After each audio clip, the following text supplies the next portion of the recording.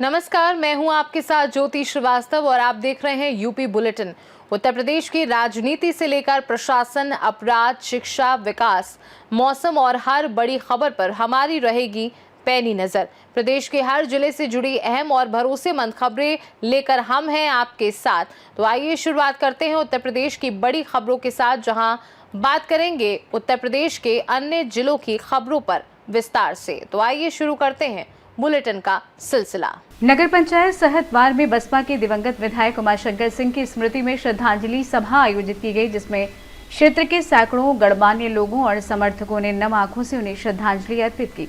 कार्यक्रम का माहौल उस वक्त भावुक हो उठा जब श्रद्धांजलि देते हुए भाजपा नेता एवं समाजसेवी अजय सिंह अपने आंसुओं को रोक नहीं पाए और फपक कर रो पड़े। उनके भावुक होने से वहां मौजूद लोगों की आंखें भी नम हो गईं। इस दौरान सभी ने दिवंगत उमाशंकर सिंह के व्यक्तित्व और योगदान को याद करते हुए उन्हें श्रद्धांजलि अर्पित की।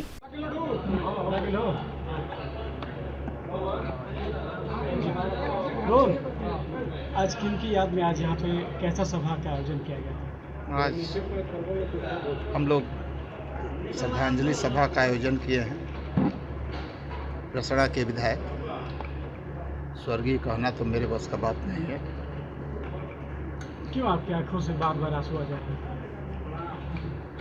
फिर भी मेरे भाई के आज उस श्रद्धांजलि सभा मैंने आज अपने भाई का मनाया और उसमें उसके लिए मैं श्रद्धांजलि सभा किया। गांव के सारे लोग उपस्थित हुए, इसके लिए मैं सभी लोगों का आभार व्यक्त करता हूँ। कैसे राजनीति में रह के किस तरीके से समाज सेवा का राह उन्होंने अपनाया और संदेश दिया, किस तरीके से राजनीति की जाती है? इस चीज़ के बारे में तो सभी लोग जानते हैं, सर्वविदित है वो किस तरीके के आदमी थे। राजनीति उनका शौक था, ना कि उनका पैसा था। वो जनमानस के सेवा के लिए ही राजनीति में आए थे। हम लोग कभी सोचे भी नहीं थे, एक ही साथ रहते थे, रात दिन रहना होता था। कभी सोचा नहीं गया था कि विधायक की लड़ना भी है, लेकिन जब इसके लिए मन बना तो हम लोग सेवा भाव से ही जुड़े। कंबल वितरण से शुरू किए, 250 लड़कियों की पहली बार शादी कराए और तब जाके, ऐसा नहीं है कि एकाएक आ गए हम लोग चुनाव लड़ गए विधायक बन गए, नहीं। सेवा भाव से शुरू हुआ और सेवा भाव करते हुए आज मेरा भाई इतने दुनिया को छोड़ के चला गया। नामी, इतने फेमस, इतने प्रसिद्ध होने के बाद भी किस तरीके से धरातल पे वो काम करते थे और किस तरीके से जनता के बीच रहते थे? जनता के बीच रहना और सेवा करना उनका स्वभाव था। वो चाहे जिस भी परिस्थितियों में रहे, ऐसा नहीं है कि ये जो आज की परिस्थिति है, जिस लेवल पे आज है, जब शुरुआत हुआ तो उस लेवल पे उस समय भी थे। बीच में तमाम तरीके की परेशानियां आई, तमाम तरीके के उतार चढ़ाव आए, लेकिन उनका जो सेवा भाव था कभी जनता के प्रति कम नहीं हुआ। हम लोग कभी कभी कहते भी थे यार यार बहुत हो रहा है, जनता है कुछ तो थोड़ा सा, लेकिन उनका कहना था कि नहीं भैया, कोई बड़ा सोच के आशा लेके आता है तो उसकी आशाओं को कैसे दरकिनार किया जाएगा। अरे नहीं रहेगा मेरे पास, आपसे ले लेंगे, उनसे ले लेंगे, उनसे ले लेंगे, लेकिन मैं किसी को अपने दरवाजे से खाली हाथ लौटने नहीं दे। कितनी कमी खल रही है आज उनकी?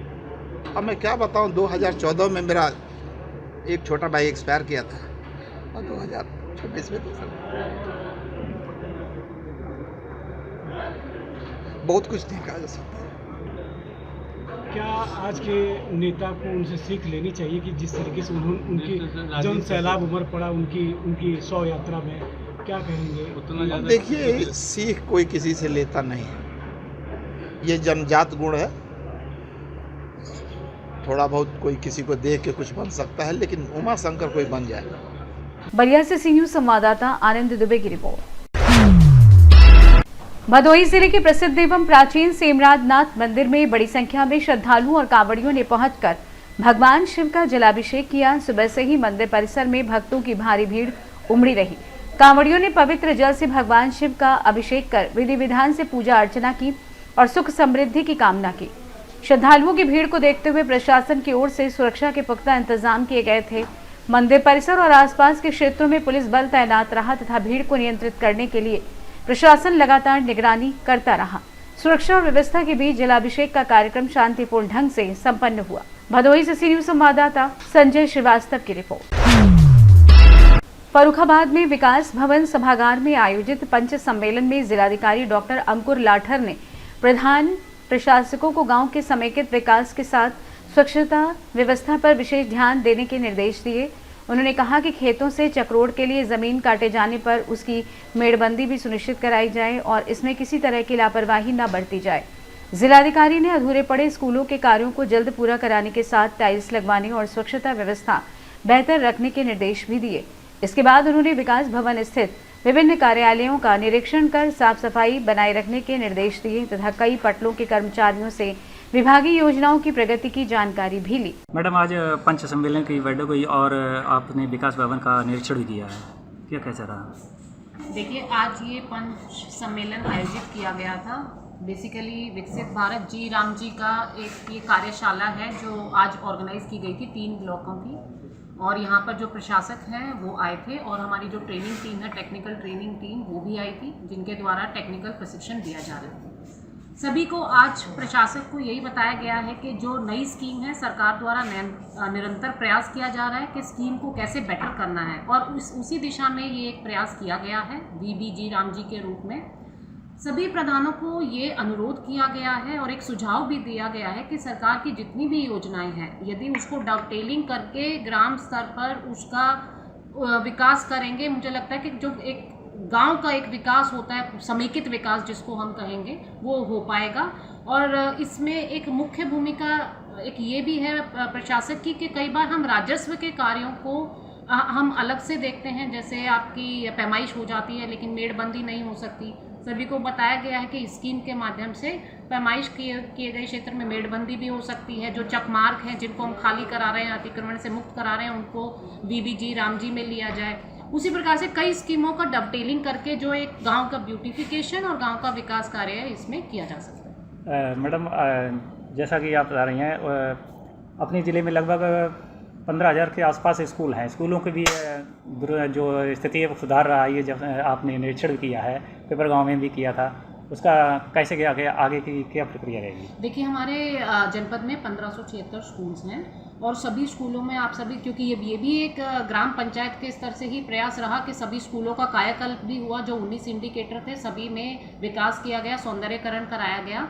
और अभी भी प्रशासक को यही सुझाव दिया गया है कि स्कूल में यदि अभी भी कुछ कमियां हैं तो उसको ग्राम पंचायत से ठीक कराएं, है ना। उसमें पूरा जो टाइल्स हैं, सभी आप जान रहे हैं कायाकल्प अभियान में सभी अच्छे कराए गए थे। सभी चीज़ें जो 19 मानक थे सभी कराई गई थी, वो उन्हीं के गांव के बच्चों के लिए है। तो आप सभी को ये भी सुझाव दिया कि स्कूल में और क्या विकास कार्य कर सकते हैं, जैसे कोई पोषण वाटिका बना दिया, सब्जियां उगा दी, तो वो सब भी उसमें VBG राम जी में किया जा सकता है। निरीक्षण में क्या देखिए, मेरे द्वारा आज विकास भवन में प्रथम बार मैं आई थी, तो उसमें सभी कौन कौन से कार्यालय हैं और कौन कौन से पटल हैं उसके संबंध में जानकारी प्राप्त की गई है और सभी को बताया गया है कि स्वच्छ रूप से काम करें, अपने कार्यालय में साफ सफाई रखें और निरंतर उसमें कार्य करें। फर्रुखाबाद से सी न्यूज संवाददाता आदेश की रिपोर्ट। कासगंज के जिला न्यायालय परिसर स्थित कैंटीन राज जलपान केंद्र पर खाद्य सुरक्षा एवं औषधि प्रशासन की टीम ने छापेमार कार्रवाई की। सहायक आयुक्त खाद्य 2 कुलदीप सिंह और खाद्य सुरक्षा अधिकारी ओमवीर सिंह ने निरीक्षण के दौरान खाद्य पदार्थों में गंदगी और अस्वास्थ्यकर स्थिति पाए जाने पर नाराजगी जताई। टीम ने दूध, रसगुल्ला, मैदा और आटे के नमूने लिए। कार्रवाई के दौरान 4 बोरी आटा और 6 बोरी मैदा को सीज किया गया, जिसकी अनुमानित कीमत करीब 16,000 रुपए बताई गई। सर, जिला न्यायालय में आज कैंटीन पर जो कार्रवाई की गई, क्या है पूरा मामला? यहाँ पे जिला न्यायालय में हमें शिकायत प्राप्त होती है कि कुछ मिलावटी पदार्थ या जो अधोमानक सब्सटेंसेस है, मैदा, सूजी वगैरह जो है खिलाया जा रहा है। इसी परिप्रेक्ष्य में हमने यहाँ पे आज छापेमारी कार्रवाई की है और इसका निरीक्षण किया तो यहाँ पे काफ़ी गंदगी पाई गई है और खाद्य कारोबारकर्ता को साफ सफाई करने के निर्देश दिए गए हैं। साथ ही हमने यहाँ पे 4 सैंपल भरे हैं, जिसमें एक आटे का, एक मैदा का, एक दूध का और एक रसगुल्लों का, कुल मिला के 4 सैंपल भरे गए हैं। साथ ही सीजर कार्रवाई भी की गई है, जिसमें 4 बोरी आटा जिसका वजन 200 किलोग्राम, कुल मूल्य 6200 रुपये और 6 बोरी मैदा वजन 300 किलोग्राम, कुल मूल्य 10,200 रुपये सीज भी किया गया है। कासगंज से सी न्यूज संवाददाता मानपाल यादव की रिपोर्ट। महाराजगंज के कोटीवार थाना क्षेत्र में सिसवा बाजार और घुगली स्टेशन के बीच रेलवे ट्रैक पर सोमवार सुबह करीब 25 वर्षीय अज्ञात महिला का शव मिलने से हड़कंप मच गया। सूचना पर पहुंची पुलिस ने शव को कब्जे में लेकर पंचायतनामा भरने के बाद पोस्टमार्टम के लिए भेज दिया। पुलिस के अनुसार महिला की मौत ट्रेन की चपेट में आने से होने की आशंका है। हालांकि मौत के सही कारणों की पुष्टि पोस्टमार्टम रिपोर्ट आने के बाद होगी। मृतका की पहचान के लिए आसपास के गाँव में पूछताछ करने के साथ सोशल मीडिया पर भी जानकारी साझा की गई है। पुलिस मामले की जांच करते हुए महिला की शिनाख्त के प्रयास में जुटी है। महाराजगंज से सीनू संवाददाता अरुणेश कुमार गुप्ता की रिपोर्ट। निचलौल थाना क्षेत्र के रुद्रौली गांव के उत्तरी सीवान में मंगलवार सुबह बिजली के टावर पर एक युवक का शव मिलने से इलाके में सनसनी फैल गई। ग्रामीणों ने शव की पहचान गांव निवासी बसंत चौधरी के 25 वर्षीय पुत्र राम कोकिल उर्फ दरोगा चौधरी के रूप में की है। परिजनों के अनुसार राम कोकिल अविवाहित था और बाहर रहकर मजदूरी करता था तथा करीब एक सप्ताह पहले ही घर लौटा था। सुबह ग्रामीणों ने टावर पर शव देखा तो इसकी सूचना परिजनों और पुलिस को दी। मौके पर पहुंची निचलौल पुलिस ने शव को कब्जे में लेकर जांच शुरू कर दी है। मामले में पुलिस द्वारा घटना के कारणों और अन्य परिस्थितियों की जांच की जा रही है। महाराजगंज से सीनू संवाददाता अरुणेश कुमार गुप्ता की रिपोर्ट। खबर शाहजहांपुर से, जहां भारतीय जनता पार्टी के नेता और ब्लॉक प्रमुख ओम प्रकाश द्वारा ब्लॉक कैंप कार्यालय पर प्रतिदिन विशेष जनसुनवाई कार्यक्रम आयोजित किया जा रहा है। जनसुनवाई में सुबह से ही ग्रामीण और स्थानीय नागरिक अपनी समस्या लेकर पहुंच रहे हैं। ब्लॉक प्रमुख लोगों से आत्मीयता से मुलाकात कर उनकी समस्या को गंभीरता से सुनने और नोट करने के साथ संबंधित अधिकारियों को आवश्यक निर्देश देकर समाधान कराने का प्रयास कर रहे हैं। पानी, बिजली, सड़क और सरकारी योजनाओं से जुड़ी समस्याओं व त्वरित कार्रवाई की जा रही है। ब्लॉक प्रमुख की इस पहल और जनसेवा के तरीके की क्षेत्रवासियों द्वारा सराहना की जा रही है। स्थानीय लोगों का कहना है कि उन्हें ऐसा प्रतिनिधि मिला है जो उनकी समस्याओं को सुनने के साथ सुख दुख में उनके साथ खड़ा रहता है। देखिए, सबसे बड़ी बात यह है कि हमारी भारतीय जनता पार्टी एक अनुशासन पार्टी है। दूसरी बात यह है कि जनता के प्रति मैं 24 घंटे काम करता हूँ। हमारे पास जो भी आता है उसको निराश नहीं होने देते हैं। दूसरी बात ये, काम होना ना होना अलग चीज़ है, लोग आदमी की इज्जत और सम्मान उसे मिल जाए। सम्मान के साथ में लोग आते हैं, लोगों को काम करते हैं और जितनी भी भारत सरकार की, उत्तर प्रदेश सरकार की जितनी महत्वाकांक्षी योजनाएं हैं उनके बारे में बताते भी हैं और उनको धरातल पे लेके भी जाते हैं।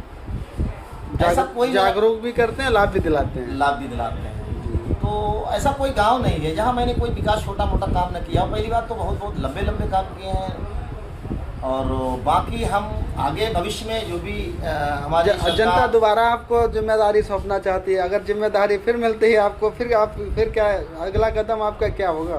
तो मैं इससे जो आज कर रहा हूँ इससे बेहतर काम करने की जो हमारी योजनाएं हैं, जो हमारी लोगों के जुड़ाव है, उनसे सबसे जुड़ के उनको सबसे ज़्यादा से ज़्यादा लाभ और उनके बीच में रहूँगा और उनके सारे काम जितने भी होंगे छोटे बड़े सब काम करेंगे। शाहजहांपुर से सीनियर संवाददाता फसाद खान की रिपोर्ट। खबर शाहजहांपुर से, जहां जर्नलिस्ट काउंसिल ऑफ इंडिया की शाहजहांपुर इकाई ने doctor Parvinder Singh MS surgeon को मरीजों के प्रति समर्पण और उत्कृष्ट चिकित्सा सेवाओं के लिए सम्मानित किया। कच्चा कटरा मोड़ स्थित गुरु नानक हॉस्पिटल के संचालक डॉक्टर परविंदर सिंह ने अपने चिकित्सीय ज्ञान, कौशल और मानवीय दृष्टिकोण से चिकित्सा क्षेत्र में उल्लेखनीय योगदान दिया है। उन्होंने कई जटिल ऑपरेशन सफलतापूर्वक किए हैं और आर्थिक रूप से कमजोर मरीजों को रियायती दरों पर उपचार उपलब्ध कराने की दिशा में भी कार्य किया है। जर्नलिस्ट काउंसिल ऑफ इंडिया की शाहजहांपुर इकाई ने उनके सेवा कार्यों की प्रशंसा करते हुए उनके उत्तम स्वास्थ्य, दीर्घायु और निरंतर प्रगति की कामना की।